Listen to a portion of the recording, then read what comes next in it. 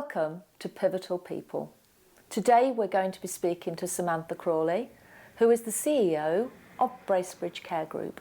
Hi Samantha, thank you very much for joining us today at Pivotal People. Thank you. What we'd like to do with you today is go back to your beginnings, find out where you started from, and tell us a little bit about what got you to the point of joining the care industry. Okay, cool. So I'm from Ireland, from a little tiny village in Ireland, and I think I always cared about people. I remember the lady next door to us passing away and wanting to make sure that she was looked after. And in Ireland you sit with people who pass away. You don't it's not a hidden thing when you're a child. And that inspired me. I did Irish dancing. I love Irish dancing. I still do it actually. There was a nursing home not far away, and I would go up and dance for the old days, we used to call them. I knew it just brought joy to people who otherwise didn't have an awful lot happening in the day. And it was a nursing home run by nuns. It was kind of like a dormitory where there was 6 or 8 beds, and I remember going in and thinking, my God, these people they don't smile. And so that kind of made me think, my God, just doing dancing can really change somebody. And I knew that at 8. So how old? You were 8 when you started doing that? Oh, yeah. Wow. And then I remember one winter it had snowed and I was meant to go up to dance for the old days, and we couldn't go because it was snowing. And I remember saying to my mum, like, no, I've got to go. I need to make them feel better. And my mum said, don't be an idiot, like, you can't make them better, they're all dying. And I was going, no, I don't really think I'm going to make them better. I want to make them feel better. And essentially that's kind of the stance I've taken in life, really. So I did that. Then I worked in a care home. I came over to England, worked in hotels, went back home again, and then got recruited to work in a mental health hospital over here when I was about 19. Went through, worked in a mental health hospital for a while. Then thought, I'm not making enough money. I had a child and I thought I need to make more money because I wanted her to go to a particular school. So I went back into hotels, and I'd given myself a deadline of becoming a London hotel manager within 3 years. Yeah. That's hard, but I did. I did it, and I was a hotel manager, which meant I was making the good money, if you like. And then Sunrise Senior Living came to the UK. And they built one not far from where I lived, and I started working there. And from there, my career, my son is 23, so maybe 24 years ago that was. And so my career then stayed all the time then in care. That transition from hotels to care, I think nowadays is really important. That background you've had in hospitality is really transferable now, isn't it? It is. I worked for Whitbread and I really learned business. I really understood the top line and the bottom line, and really what kind of affected that in between, and you had to hone that. We ran our own businesses, the outcomes were ours, and we rebudgeted and we did everything we could. I was in a hotel manager when the 7/7 bombings happened. I'd opened up a hotel, so there was a massive issue, there. Before that, I'd been I'd had a hotel that was hugely hit by the Twin Towers, because we had a lot of people from there come to stay in our hotel.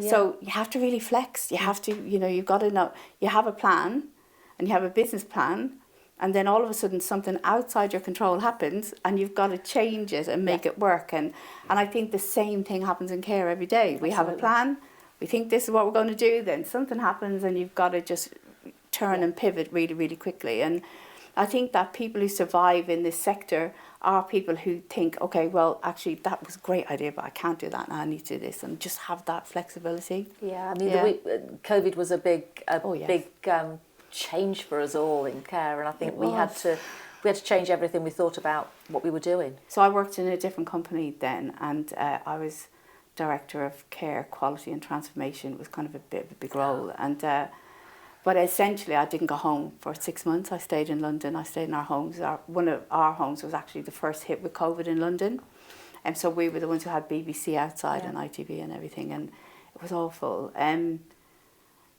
I suppose with COVID, I learned that I always knew we needed to lead people. We had to lead people. That's my role in care. But with COVID, I think we learned an awful lot of lessons, and we learned how strong we can be as well. So yeah, it was very painful. We lost an awful lot of people. It was really painful. But actually, I've taken the learning from that, and actually as we move on and we're building our future homes, we've actually taken the learning from COVID, and we're actually making those homes much more pandemic proof. So in the future, when there's another pandemic, not if, because there will be, we're more ready, and we're going to be able to kind of really flex how we give care and how we support people, because we weren't ready this time. No, we just were not ready. No, we weren't. And imagine how those nuns would have had to cope with those dormitories during COVID. Not hope, not a hope in hell. No, no, I think it has. It's taught us lessons. So many. It's weird though. I have this thing now where when I speak to people, so if I'm interviewing people at a senior level, I ask them what they did during COVID, because actually leaders, we needed to be beside the people who were beside the people, and anyone who sent team members into rooms and were not willing to walk in those rooms themselves wouldn't be the right person to work with. For me, there might be other people, but we had to be present. No, that's fair enough. So tell me a bit about Bracebridge and what you're doing now. So hot news off the press. We're going to change our name very soon. Right. We at Bracebridge, we came together about in the end of 2022. There was two guys who were developers. When I came in, I met with all the team. I remember the development director kind of looking at me going, "Oh, mother of God, we're changing everything." And we really weren't. But what we were doing was creating homes. Yeah. So I think hotels today, we have to decide where we are, because we've got homes that are like hotels, and then we've got homes that are home. Yeah. And that's grand, whatever you fancy, choose. Ours are home. Yeah. So when you live with a dementia and you think you're living in a hotel, that can be really confusing. Absolutely. So part of the remit to the designers was the sofas need to be long enough that you can lie on, that you can put your boots on up there and nobody's going to worry. We have dogs in our care home, so dogs live in our care home, so the dog needs to be able to hop up on people. Yeah. On the sofas, and the grandkids are able to run around with pen and nobody's going to panic. So, and that's home. That's literally home. Yeah. And so that's been the remit all the way through. So Bracebridge came from where our office was when we first came, but we've got a very different way of recruiting people. We do not recruit anybody unless they get through our Emotional Intelligence Assessment Centre.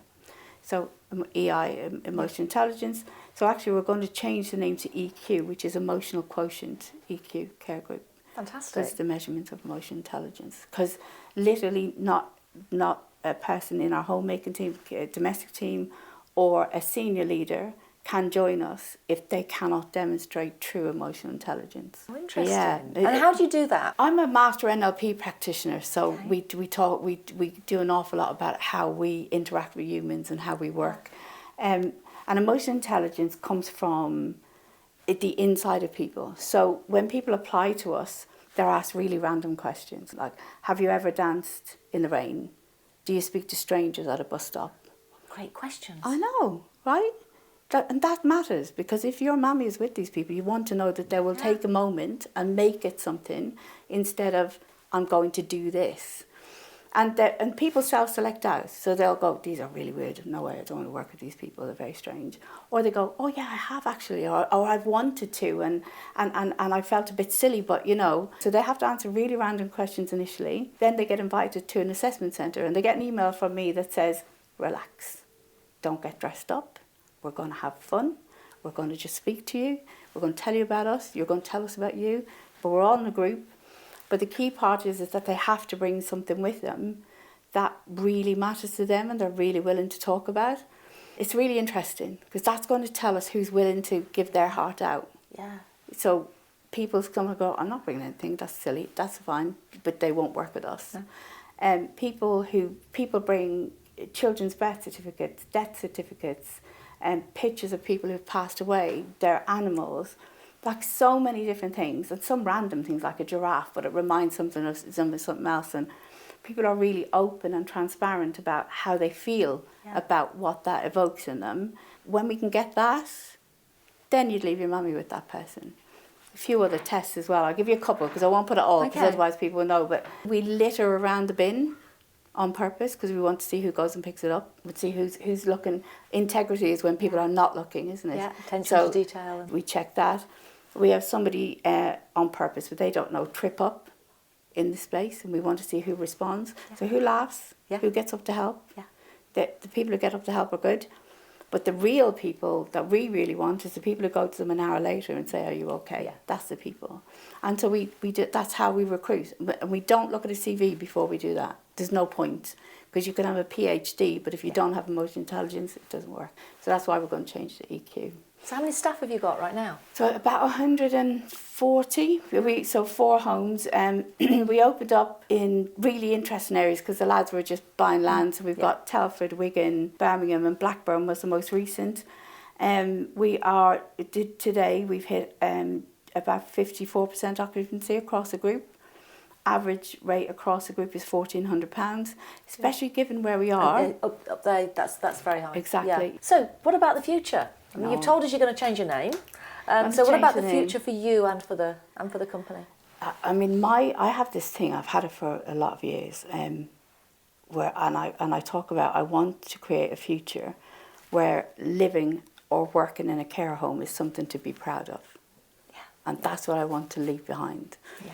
So I'm just going to keep working at that. And the design of our new care homes is very, very different. I can't wait to bring that to market. It's not the same as what's out there right now. You'll remember when Sunrise first came to the UK, that was a disruptor in the market. It was a very big disruptor. Yeah. People kind of went, this is not possible, this is crazy, you're spending all this money.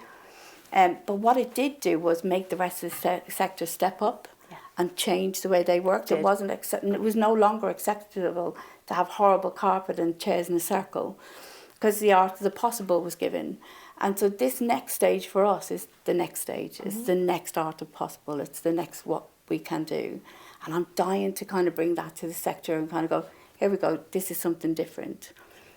But the experience of people living in care will still always come down to the people. So it doesn't matter about the building. If you've got a really fancy building and people who don't care, it won't work. So growing future people is everything to me. Had a great week this week. We were able to move one person from one role into another, and then that person then moved into another role. And so succession planning and really growing people is absolutely That's key. really important in care homes. Everything. I mean, the staffing, trying to get senior staff in is really difficult. And if you can grow your own. It's everything. Yeah. It's literally, but I think as well for the sector, I don't mind even growing people who are then going to go out and work elsewhere, because ultimately we're all accountable in this sector for the experience of every person. So if I grow people, and I have, who have got great... I've met somebody at awards a couple of weeks ago who I worked with 25 years ago. And she came up to me and she went, oh my God, thank you for that. And she's running an outstanding care home, and she's, so that's the people we need to find, and we're growing through. So for me, it's about spend a bit of time with people. We're really hot on succession planning. We go out for days to just do succession planning days right across the business. I think we need to stop looking inwards and we need to look a bit outwards. And, I'm a director of the Outstanding Society as well. Yes. And that's all about giving away good information. Absolutely. And so I have no fear of competition. I have no fear of there's not enough things for everyone, because there is. This sector is just getting bigger and bigger. The demand is higher and higher. So why not then ensure that somebody else's mammy is looked after well through those people too? Yeah. So, fantastic. I've just got one more question for you. Take yourself back to that young girl that was dancing in the care homes. If you could, and you could talk to her, what advice would you give her? I'd tell her you're good enough.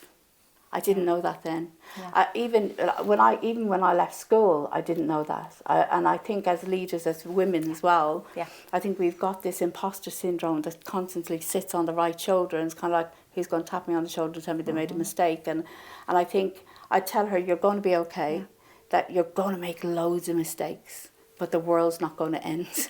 And actually you're going to learn from it. But mainly I would tell her you're good enough. You can do anything you want to do. Fantastic. Thank you so much. That's been absolutely inspirational.